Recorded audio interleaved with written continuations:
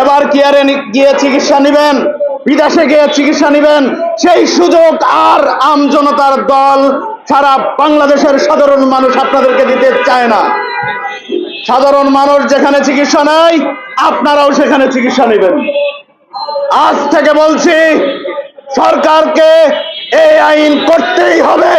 সাধারণ জনগণ যেখানে চিকিৎসা নাই সেখানে সরকারি সকল শ্রেণীর কর্মচারীরা চিকিৎসা গ্রহণ করবে এবং জনপ্রতিনিধি যারা হবেন, সংসদ সদস্য হন, এমপি হন, মন্ত্রী হন, ইউনিয়নের সাধারণ একজন মেম্বার হন, প্রত্যেকে তার নিজ নিজ এলাকার সরকারি হসপিটাল থেকে চিকিৎসা নিতে হবে।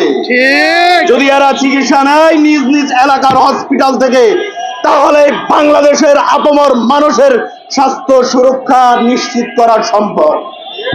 কারণ তারা কখনো খারাপ চিকিৎসা নিতে চাইবে না, তারা অবশ্যই ভালো চিকিৎসা নেওয়ার চেষ্টা করবে। তারা যখন ভালো চিকিৎসা নেওয়ার চেষ্টা করবে, হসপিটালগুলোর দুর্নীতি বন্ধ হবে, ঔষধ চুরি বন্ধ হবে, অনিয়ম বন্ধ হবে, দালাল মুক্ত হসপিটাল হবে।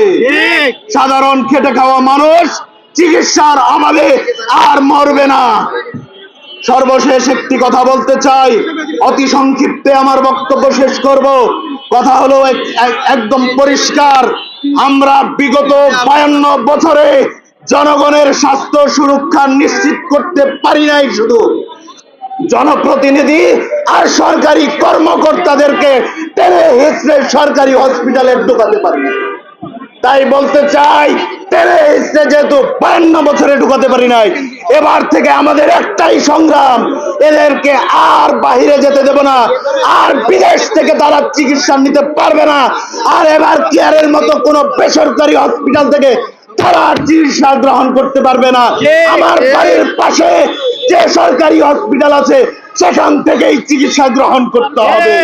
এটা সরকারকে বাধ্যতামূলক করতে হবে। আর কোন সরকারি ভাতা দেওয়া হবে না চিকিৎসার জন্য। ভাতার পরিবর্তে চিকিৎসা নাও হসপিটালে গিয়ে, সরকারি হসপিটালে। ধন্যবাদ। আজকে আমজনতার দল দীর্ঘ কর্মসূচি ঘোষণা করবে।